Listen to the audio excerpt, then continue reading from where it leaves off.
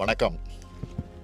இந்நேரம் டெல்லியில் நடைபெறுகிற பிரதமர் தலைமையிலான நிதி ஆயோக் கூட்டத்தில் பங்கெடுத்திருக்க வேண்டிய நான், ஒன்றிய பாஜக அரசோட மாற்றாந்தாய் மனப்பான்மை கொண்ட நிதிநிலை அறிக்கையால் நீதி கேட்டு மக்கள் மன்றமான உங்கள் முன்னாடி பேச வேண்டிய கட்டாயத்துக்கு ஆளாக்கப்பட்டிருக்கேன்.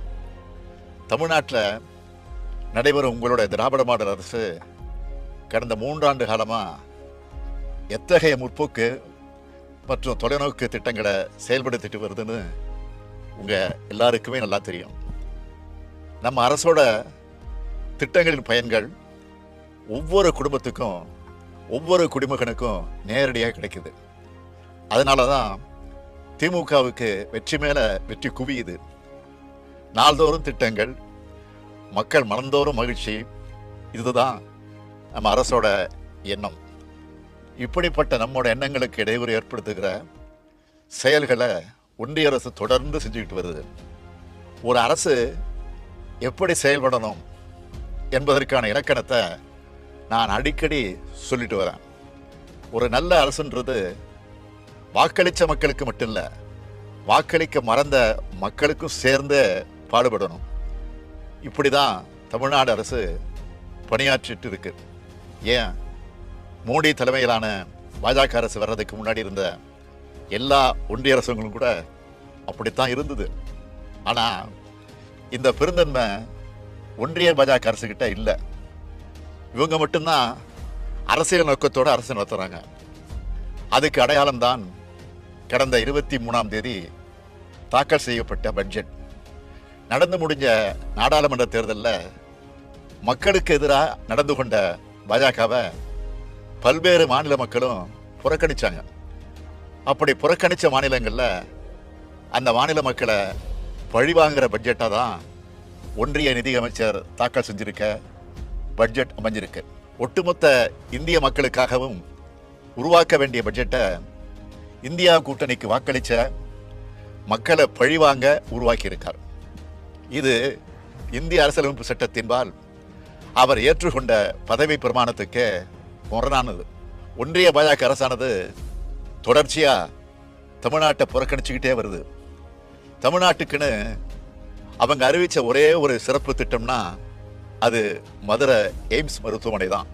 ஆனால் அதுவும் 10 ஆண்டுகளாகியும் என்ன நிலைமையில் இருக்குன்னு உங்களுக்கு நல்லா தெரியும். தமிழ்நாட்டுக்குன்னு எந்த சிறப்பு திட்டத்தையும் கொடுக்காம தமிழ்நாட்டு மக்கள் பாஜகவுக்கு வாக்களிக்கணும்னு எப்படித்தான் எதிர்பார்க்குறாங்களோ தெரியல. 3வது முறையாக பாஜக ஆட்சி அமைச்சிருக்கு. ஆனால் இந்திய மக்கள் அந்த கட்சிக்கு பெரும்பான்மை அளிக்கல. ஒரு சில மாநில கட்சிகளோட சப்போர்ட் இல்லைன்னா பாஜகவால் ஆட்சி அமைச்சிருக்க முடியவே முடியாது. இப்படிப்பட்ட நிலையில் தங்களோட சறுக்களுக்கு என்ன காரணம்னு உணர்ந்து பாஜக திருந்தி இருக்கணும்னு நினைச்சேன். ஆனால் ஏமாற்றம் தான் மிஞ்சி இருக்கு. பட்ஜெட்டுக்கு 2 நாளைக்கு முன்னாடி கூட நம்மளோட தமிழ்நாட்டு தேவைகள் என்னன்னு சோஷியல் மீடியா மூலமாகவே ஒன்றிய ஆட்சியாளர்களுக்கு தெரியப்படுத்தினேன். ஆனால் அதிலிருந்து ஒன்றை கூட நிதியமைச்சர் அறிவிக்கல. அவ்வளவு ஏன், தமிழ்நாடு என்ற சொல்லே பட்ஜெட்டில் இல்லை. இவ்வளவு ஆண்டுகளாக சும்மா ஒப்புக்காவது ஒரு திருக்குறளை சொல்லி பட்ஜெட்டை வாசிப்பாங்க. இந்த முறை திருவள்ளுவரும் கசந்து போயிட்டார் போல. இப்படிப்பட்ட பட்ஜெட்டில் திருக்குறள் இடம்பெறாதது ஒரு வகையில் நிம்மதி தான். இந்த பட்ஜெட்டில் நாம் ரொம்ப எதிர்பார்த்தது சென்னை மெட்ரோ ரயில் 2ஆம் கட்ட பணிகளுக்கான ஒன்றிய அரசோட நிதி.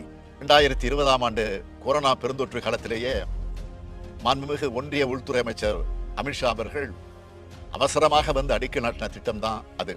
தமிழ்நாடு அரசும் ஒன்றிய அரசும் இணைஞ்சு 63,000 கோடி ரூபாய் செலவில் இந்த திட்டத்தை செயல்படுத்துவோம்னு 2021ஆம் ஆண்டு ஒன்றிய பட்ஜெட்டில் அறிவித்தாங்க. ஆனால் இப்போ தமிழ்நாடு அரசு தான் இந்த திட்டப்பணிகளை முடுக்கிவிட்டு செயல்படுத்திக்கிட்டு இருக்குது. ஒன்றிய அரசோ தன்னுடைய பங்கா 1 ரூபாய் கூட விடுவிக்காம வேணும்னே 3 ஆண்டுகளாக காலம் தாழ்த்திக்கிட்டு இருக்கு. கேட்டால் இது மாநில அரசோட திட்டம்னு நாடாளுமன்றத்திலே பதில் சொல்கிறாங்க. அப்படின்னா ரயில்வே துறையை மாநில அரசுக்கு கொடுத்துடுவாங்களா? கோவை, மதுரை மாநகரங்களில் மெட்ரோ ரயில் திட்டங்களில் செயல்படுத்துறதுக்கான ஒப்புதல் அளிக்கிறத பற்றி மூச்சே விடலை. ஆனால் கடந்த 3 ஆண்டுகளில் இதே ஒன்றிய அரசு நம்ம நகரங்களை விட பல சின்ன நகரங்களுக்கான மெட்ரோ ரயில் திட்டங்களுக்கு ஒப்புதல் அளித்து நிதி உதவியும் வாரி வழங்கியிருக்கு. இது எந்த விதத்தில் நியாயம்? கடந்த ஆண்டு 2 முறை புயல்கள் தாக்கி கடும் இயற்கை பேரிடர்களை தமிழ்நாடு சந்திச்சுது. இதுக்கு நிவாரணமாக 37,000 கோடி ரூபாய் கேட்டோம். ஆனால் ஆண்டுதோறும் வழக்கமாக வழங்கப்பட வேண்டிய 276 கோடி ரூபாய் நிதியை அளிச்சுட்டு ஏமாத்திட்டாங்க. சரி, இந்த பட்ஜெட்லேயாவது வெள்ள நிவாரண அறிவிப்பு வெளியாகும்னு காத்திருந்தோம். ஆனால் தங்களோட பதவி நாற்காலிக்கு கால்களாக இருக்கிற மாநிலங்களுக்கு 10,000 கோடி ரூபாய்க்கு மேலே நிதியை அள்ளி வழங்கியிருக்கிறார் ஒன்றிய நிதியமைச்சர். ஒட்டுமொத்தமாக சொல்லணும்னா தமிழ்நாட்டுக்கு புதிய திட்டங்கள் அறிவிக்கல என்பதோடு ஏற்கனவே நடைபெற்று வர திட்டங்களுக்கான நிதியையும் குறைக்கிற வஞ்சக முயற்சியில ஈடுபட்டு இருக்கு இந்த ஒன்றிய அரசு. இது எல்லாத்தையும் விட கொடுமையான விஷயம் என்னன்னா, தமிழ்நாடு பள்ளிக்கல்வித்துறையை முடக்கிற வகையில் 20 ஆண்டுகளுக்கு மேலாக செயல்படுத்தப்பட்டு வர அனைவருக்கும் கல்வி இயக்கம் திட்டத்தின் கீழ் வழக்கமாக விடுவிக்கப்பட வேண்டிய நிதியை கூட நிறுத்தி வச்சிருக்காங்க. தேசிய கல்விக் கொள்கையை செயல்படுத்துவோம்னு கையெழுத்து போட்டாதான் நிதியை விடுவிப்போம்னு அடம் பிடிக்குது ஒன்றிய அரசு.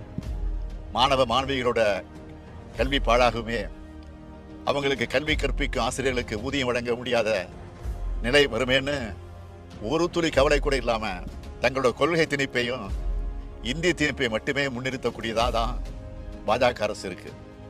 அடுத்து பட்ஜெட் உரையில் இன்னொன்றையும் சொல்லியிருக்காங்க.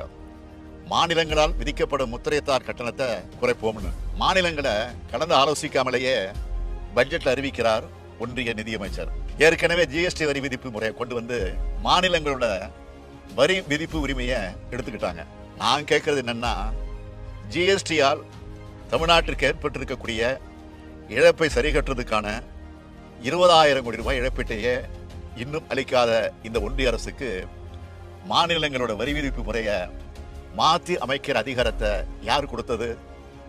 கடந்த 10 ஆண்டுகளா வருமான வரி சலுகை இன்றி தவிச்சிட்டு இருக்க நடுத்தர குடும்பங்களுக்கு வெறும் 17,500 ரூபாய் சலுகையை மட்டும் வழங்கி அந்த சலுகையும் பெரும்பான்மையோருக்கு கிடைக்காம செஞ்சுட்டு பெரும் வரி சலுகை கொடுத்ததா மார்த்தட்டிக்குது இந்த ஒன்றிய அரசு.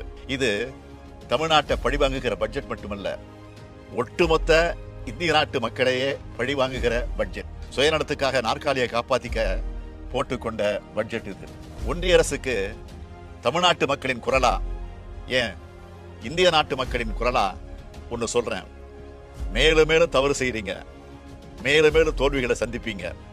இந்திய நாடாளுமன்றத்தோட இரு அவைகளும் கொந்தளிக்கிற மாதிரி இந்திய மக்களோட மனங்களும் கொந்தளிப்புல இருக்கு. இதுக்கு பாஜக பதில் சொல்லியே தீர வேண்டும்.